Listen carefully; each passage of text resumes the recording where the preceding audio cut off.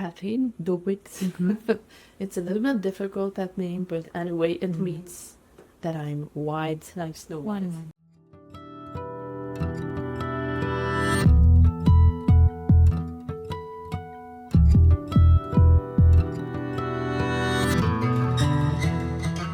Thanks so much for being here.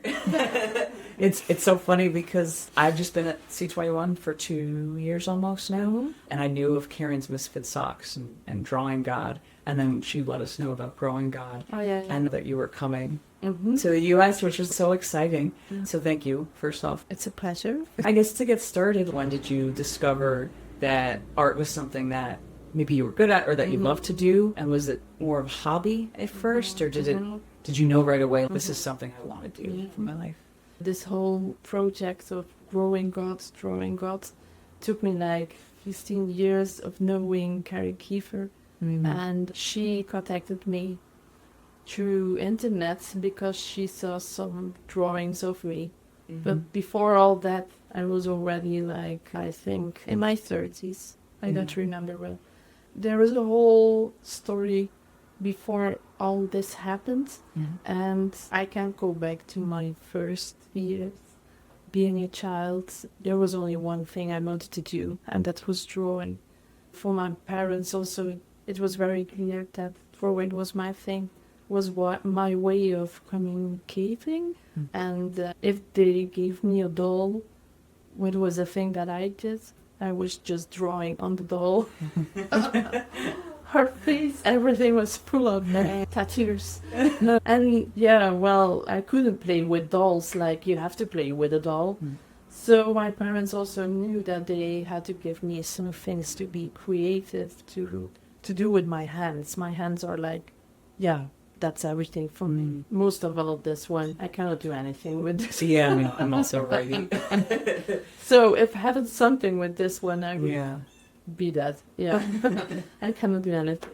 Drawing was like very normal for me in a way to express my world, how I see the world.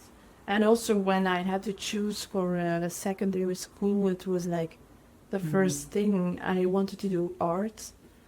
So I did art, and my parents also gave me the possibility to do that. And that's something other. I don't know, you have so many things to do, linguistics or mathematics, but I was really bad at mathematics. And also as a child, I remember that I was very visual minded, always being busy with images and things. And I was wandering in the classroom, like outside looking the birds, forgetting that we were doing mathematics. It was so dry for me to do those things. And I only loved to draw everything and do a lot of handy things. So it was obvious that I had to go on with that. And I went on until Academy of Arts in Ghent. And I was for 8 years wandering around, doing all kind of graphical things. And also I chose another academy to do illustration. But it was like only 2 years of, it was specialization, or how you can call it. But it doesn't mean that I learned so much there, because today I'm not so really proud of the level of teaching there. It was more that I was there, I was surrounded by illustrators, and that is like an inspiration to see how they work, how they do things, and that learned me something. But most of the things I had to learn by myself, and sometimes I'm like more autodidact, or how can be. I learned so much by myself, to see, to watch, to inspire, to search for inspiration from others. Yeah, it's a long way to learn, and I'm still learning and doing these things. It's all a big journey it's a big search in life, but I think that's life. We are never too old to learn, and I still get to learn every day. Yeah. It sounds like your parents were very supportive. They were, although for them studying arts was like, my father always wanted to do that and he couldn't do it because he had to learn some in that time. He had to be, I would say that a handyman or just Okay. something that is really useful and to earn a lot of money. Yeah. And so my parents were like, that girl, there is only one thing. She has to do that. Very grateful for that I could do it. Belgium, right, is where you grew up to and are still? Yeah, Yeah. I'm a Belgian girl. Yeah. Really Belgian girl, although I not feel like that because I traveled a lot, but I grew up in the north of Belgium between Ghent and Antwerp. It's really flat. It's the flattest piece after the Netherlands, I guess. It's so flat, it's so boring, but it has nice places, it's very green, there is a lot of agriculture, there are little pieces of forests, the lost pieces because Belgium is full of houses and buildings, industry. It's like the most ugly place on this globe. So you traveled. I traveled a lot yeah. since I was 18. I started traveling on my own, then with a boyfriend. Now I have children. I have a twin. They were 9 years old already. So traveling changed a little bit. I traveled a lot with a bicycle. I traveled through Europe, South America. I saw so many people, so many cultures. I learned so much from them. Even when I was 18, life has to begin if you don't know anything. I was like, if I look back, I was like, without all those travelings, I was still very stupid. Thank you to the whole world to show me so many wise things. Was there a place you went to that you enjoyed the most or found the most inspiring, or just all of it? Was that different? Is so hard to say. Yeah. That is really, I have to choose between Europe or South America. Then my heart is, I lost my heart for part in South America because my husband is from there. One of the places that I always think when I will be old and I will be in a bed dying, I think that place will be for me like the most magical on earth. It's really in the south of South America. You have it's in Chile, also a little bit Argentina. You have one way that goes down, and it's not really, we call it, I don't know in English, fireland. Just the last piece of Andes you have there. It's just a little bit up, and there is a one way that's called Carretera Austral. And there live some people, but they are so far away from Santiago de Chile, from Buenos Aires. It's so far away, but it's so beautiful, the nature, everything. I think to get old there must be incredible. And I saw it, and I think not every day, but weekly, I have to think of that place. It's amazing. That's great. I did do a little research on your art and your work aside from drawing gods. It looks like you do calligraphy, lettering, as well as other illustrations and beautiful work that I love seeing it. As someone that loves to create, your work I find very inspiring, and it looks like a mix of like watercolors, pastels, maybe, and inks. And but for you, do you find a certain work that you lean towards, whether it's illustrations or lettering, and do you have a process? One thing is I keep in mind, also we live in a very digital world. AI is coming closer, and it makes me scared. Because I know the AI girl, maybe it will help me for my illustrations, but I don't think so. I'm really fond of working with my hands. I have to feel my pencils. I have to feel my watercolors. I have to have them with me. I always travel with them around. I have a little sketchbook. All those things are not too big to take with me. And I need them because when I only have to create with the computer, I would die also.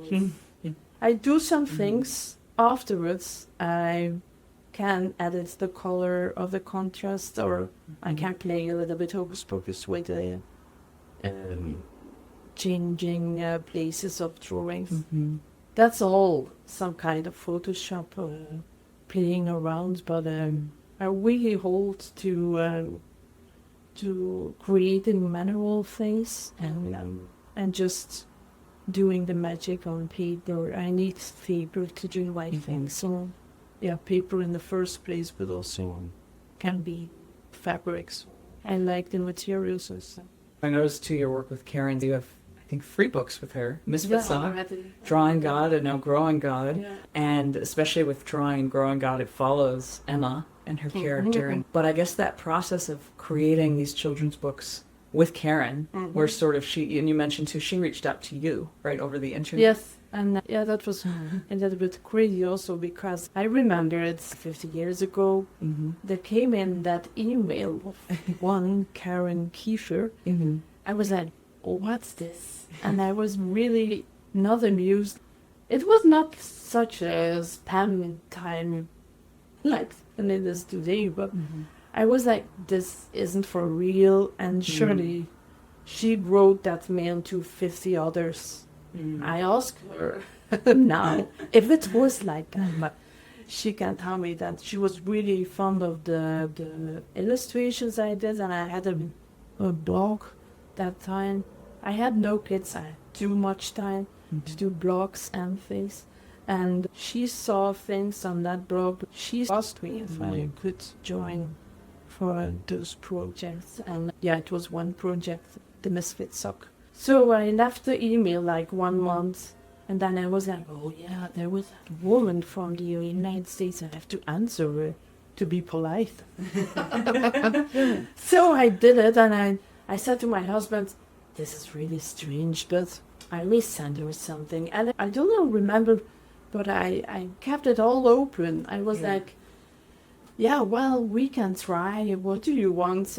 We can see. And yeah, it was like from the first moment we were doing things, I was starting to draw, and she is a big motivator, and also on moments that I think, no, this isn't working, she's always there, and I always say her messages to me are like a rain of hearts and flowers, and it's so nice. When I write a message to Karen, she always answers me with all the love and all the power she has. It's a really powerful woman, and I learned also so much from her, and I'm so thankful to know her and her family. It's incredible. I think it speaks a lot too that you said 15 years that you've known each other, at least. We worked together for 15 together. years, but we didn't have contact like for 2 years, and then again she had an idea, and do we go on, and do you want to join? I don't have to think about it anymore. Yeah, of course. And now it's clear we can do more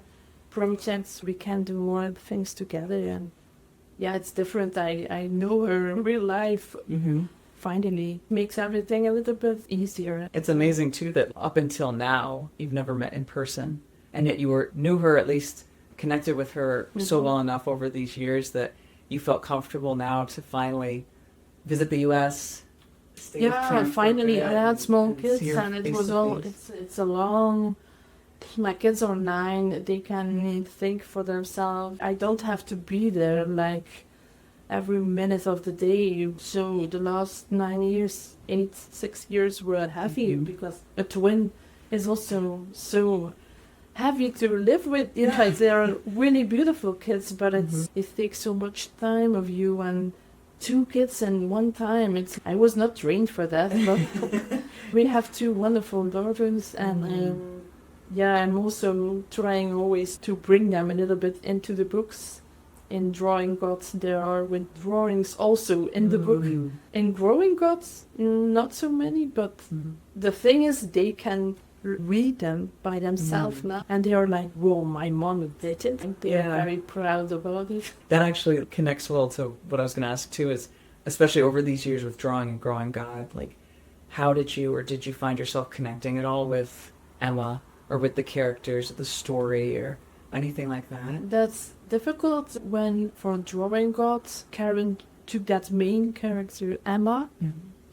It is her daughter, but for me, I don't know the child, I don't know Emma, so I asked Karen send me pictures, how is she, how acts she, what are some characteristic, how say that?